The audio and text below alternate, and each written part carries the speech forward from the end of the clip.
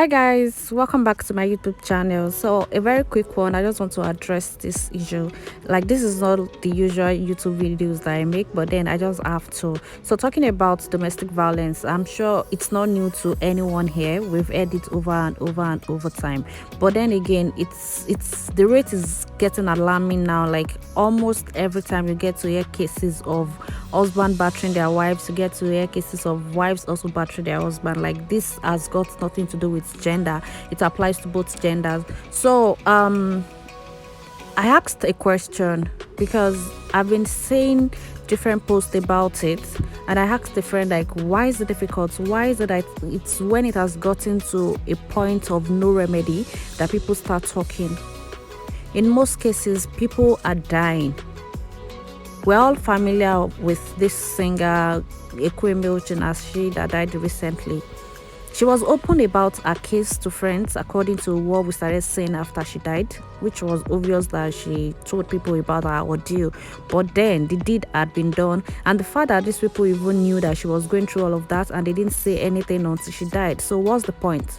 So I asked the friend, like, why is it difficult for people to speak out? And she said insecurities on the woman's part, what people would say, acceptance and all of that. And in my mind I was like, okay, what are you being insecure about you leaving somebody who doesn't care about you? Because I want to believe that there's no way a man will care about his wife and will be beating her.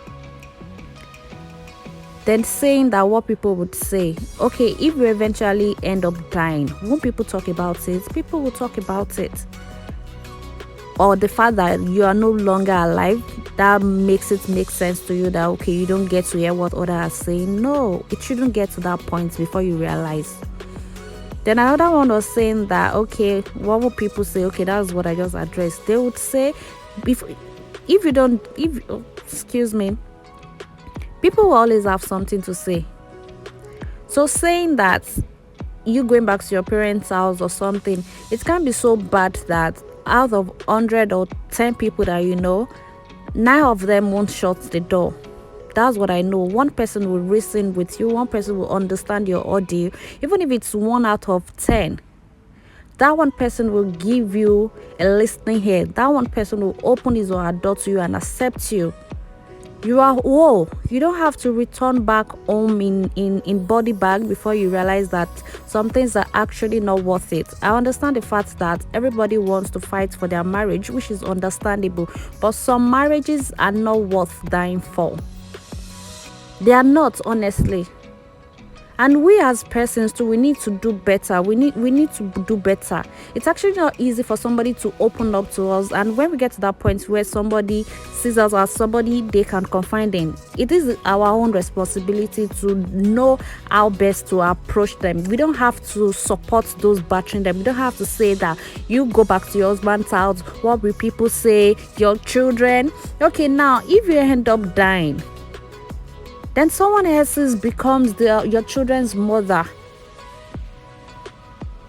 There is no point. The children that you're all about saying, my children, my children, my children, they will be left motherless. And which is even worse, is a code word. 1 million people telling you that no, they will look after your kids. Nobody will look after your kids the way you will do.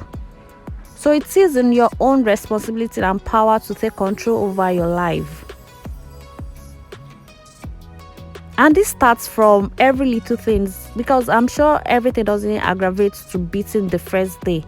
No, it's from those little signs that we see while we are still cutting. It's from the signs when he starts yelling at us. It's from the signs when you do something so little and it triggers him. It starts from all of that. We need to stop. We need to stop. We need to stop. Think about your life first. I understand, yes, the society that we have now, we condone all sorts. It's understandable, but then who is the society compared to you? Nobody. It's your life. It's your life. It's your life. Ignore whatever anybody wants to say. No, because at the end of the day, nobody cares.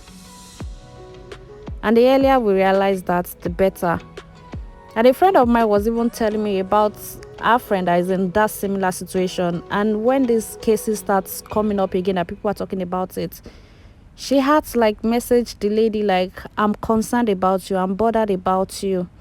Are you not going to do something about your husband beating you every time? And what she said was, I'll be fine, baby. Like, you'll be fine, really. What exactly are you being fine about? Every day there's one issue or the other with your husband. Instead of you to seek help, the next thing you're saying is you'll be fine. What fine exactly? You can't be fine in that situation. Seek help, talk to people. And if you know that it's not going to, because actually nobody is going to change. That's one honest truth that we should all accept. Nobody will change. Nobody will change because of you, except the person is willing to change on his own. It comes back crying to you like it's sorry, is this, is that, it's all lies. It's not going to change. And one thing I've come to realize is no matter the cancel now, like this talking to the woman's part, no matter the cancel, because I've seen people advise their friends over time, but they are not going to change. So I've come to realize that change comes from them. And the earlier you know that, okay, it's time for me to make a change, the better for you. Because you keep advising and advising and advising, yet they still go back. So please, whoever is experiencing one bad thing or the other, the decision is yours to take. Your friends can advise, your parents can advise, but then I think the decision is all yours, and it will be in your own best interest to take the decision that will favor you and your kids. I want you to realize that you are loved by everybody, because one of the things these people make you feel like you are useless, you're worthless. No, that doesn't define you. That's not who you are. Your friends love you, your neighbors love you, your parents love you, everybody loves you. You matter. Don't let anyone take that out of you. You need to give yourself that strength that you need to pull out of whatever is killing you. We love you. This is not the life you want to live. This is not God's plan for you. Brace up, take that bold decision. It will take a time, yes. That I know absolutely, that it will take a time, but you will adjust. And that is what I want you to realize, because with or without you, life continues. But then because I love you so much, I want you to continue with life. I don't want the life out of you, because you deserve a second chance.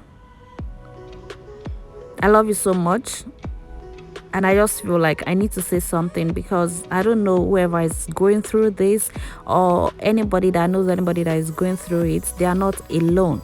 It's difficult, it's hard, but they'll be fine.